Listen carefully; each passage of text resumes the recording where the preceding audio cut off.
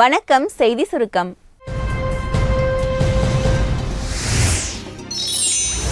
காஷ்மீருக்காக போராட்டம், மோடி உருக்கம்.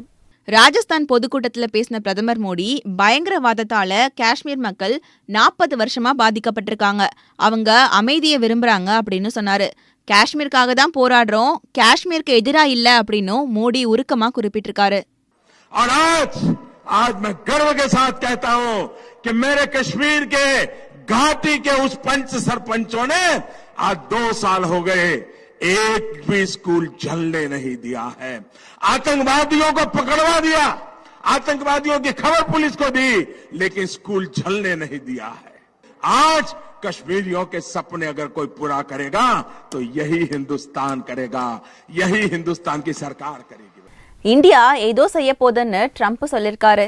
இந்திய வீரர்கள் 40 பேரை பயங்கரவாதிகள் கொண்டிருக்காங்க, அதனால இந்தியா ரொம்பவே கோவத்துல இருக்கு. பதிலுக்கு ரொம்ப ஸ்ட்ராங்கா ஏதோ பண்றதுக்கு இந்தியா ரெடி ஆயிட்டு இருக்குன்னு தெரியுதுன்னு ட்ரம்ப் சொன்னாரு. புல்வாமா அட்டாக் பத்தி ரிப்போர்ட்டர்ஸ் கேட்டதுக்கு ட்ரம்ப் பதில் சொன்னாரு. இந்தியாவுக்கும் பாகிஸ்தானுக்கும் நடுவுல ஏற்கனவே நிறைய பிரச்சனை இருக்கு, அதோட இப்ப நடந்த அட்டாக்கும் சேர்த்து அங்க நிலைமைய ரொம்ப மோசமாக்கிடுச்சு.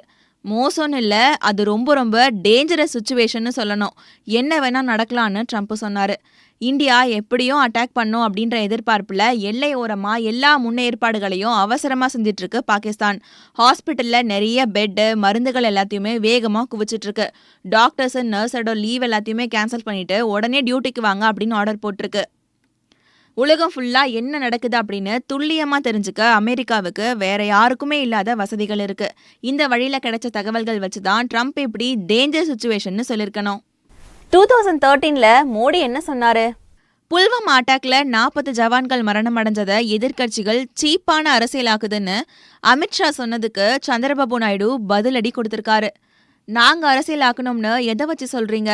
ஏதாவது ஆதாரத்தை காட்டுங்க பார்க்கலாம். இந்த மேட்டர்ல முழுக்க முழுக்க அரசுக்கும் ராணுவத்துக்கும் ஆதரவா இருக்கோம்னு தானே ராகுலும் மற்ற தலைவர்களும் ஓப்பனா சொல்லிட்டு இருக்கோம்னு சந்திரபாபு கேக்குறாரு. ஆக்சுவலா 2013ல இந்த மாதிரி ஒரு அட்டாக் நடந்தப்போ அப்ப குஜராத் சிஎம்மா இருந்த மோடி எப்படி ரியாக்ட் பண்ணாரு அப்படின்றதையும் வீடியோ ஆதாரத்தோட சந்திரபாபு ரிலீஸ் பண்ணியிருக்காரு.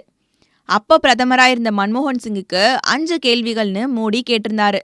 நாட்டோட பாதுகாப்பு உங்க கையில இருக்கும்போது ஹவாலா வழியில பயங்கரவாதிகளுக்கு எப்படி பணம் வருது? பயங்கரவாதத்தை தடுக்கிற அளவுக்கு உங்க கையில அதிகாரம் இருக்கா இல்லையா? ராணுவம் மொத்தமும் உங்க பொறுப்புல இருந்தும் இந்த அட்டாக்லாம் எப்படி நடக்குது? இந்த அட்டாக்குக்கு காரணம் உங்க அரசோட உளவுத்துறையோட தோல்வி தானே. பிரதமர் பதவிய இன்னும் ராஜினாமா செய்யாம இருக்கீங்களே ஏன்? இப்படிலாம் கேட்ட மோடி தான் இன்னைக்கு பிஎம்ஆ இருக்காருன்னு கிண்டல் செஞ்சாரு சந்திரபாபு நாயுடு. எதிர்கட்சிகள் சொல்லாததையெல்லாம் சொன்னதா போய் பேசுற அமித்ஷா தன்னோட பேச்ச வாபஸ் வாங்கிட்டு மக்கள் கிட்ட மன்னிப்பு கேட்கணும்னு சொல்றாரு சந்திரபாபு. அதிமுக எம்பி விபத்தில் பலி. தைலபுரம் தோட்டத்துல ராமதாஸ் கொடுத்த ஒரு விருந்துல கலந்துக்கிட்டதுக்கு அப்புறம் சென்னைக்கு கிளம்பின விழுப்புரம் எம்பி ராஜேந்திரன் கார் விபத்துல பலியாயிட்டாரு. திண்டிவனம் மேம்பாலம் பிரியிற இடத்துல சாலையோட தடுப்பு கட்டையில கார் மோதிச்சு. அதே இடத்துல ராஜேந்திரன் இறந்துட்டாரு. அவருக்கு வயசு 62. டிரைவருக்கும் உதவியாளருக்கும் தீவிரமா சிகிச்சை கொடுத்துட்டு வராங்களாம். ராஜேந்திரனோட உடலுக்கு முதல்வர் பழனிசாமி, துணை முதல்வர் பன்னீர்செல்வம், அமைச்சர்கள் எல்லாரும் அஞ்சலி செலுத்தியிருக்காங்க. விமான கண்காட்சியில 300 கார் சாம்பல். பெங்களூர் எலஹங்கா விமானப்படை தளத்துல ஏரோ இந்தியா 2019 சர்வதேச விமான கண்காட்சி நடக்குது. இன்னைக்கு அந்த கண்காட்சியை பார்க்க நிறைய பேர் மக்கள் கூட்டம் கூட்டமா வந்தாங்க. பார்க்கிங் ஏரியால திடீர்னு தீ பிடிச்சுது. காத்து பலமா வீசினதுனால தீ வேகமா பரவ ஆரம்பிச்சுது. வரிசையா பார்க்கிங்ல இருந்த கார் எல்லாமே தீ பத்தி எரிஞ்சுது. அதை யாராலையுமே தடுக்கவே முடியல. 300 கார்கள் எல்லாமே எரிந்து அப்படியே சாம்பல் ஆயிடுச்சு. காஞ்ச இலையில யாரோ தூக்கி போட்ட சிகரெட்னாலதான் தீ பரவுச்சு அப்படின்னு சொல்லப்படுது.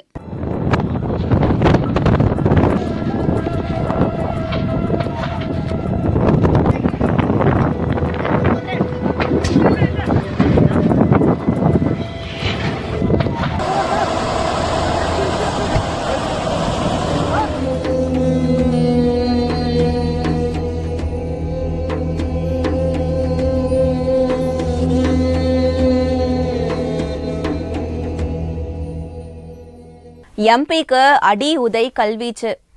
திருச்சி பொன்மலைப்பட்டியில பஸ் ஸ்டாப் கட்டுவது தொடர்பா அதிமுக, திமுக 2 பேருக்கும் நடுவில் சண்டை நடந்திருக்கு.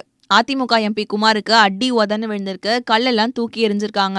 திமுகவை சேர்ந்த 2 பேரை போலீஸ் அரெஸ்ட் பண்ணிருக்காங்க. மோதல் சம்பவத்தை தொடர்ந்து டிஎஸ்பி மயில்வாகனன் தலைமையில போலீஸ் எல்லாரும் பாதுகாப்புல ஈடுபட்டிருக்காங்க. இந்த மாதிரி நியூஸ் அப்டேட்ஸ்க்கு தினமலரோட யூடியூப் சேனலை சப்ஸ்கிரைப் பண்ணுங்க, பக்கத்துல இருக்க பெல் ஐகானையும் கிளிக் பண்ணுங்க, Facebook, Twitter, Instagram எல்லாத்தையும் ஃபாலோ பண்ணுங்க.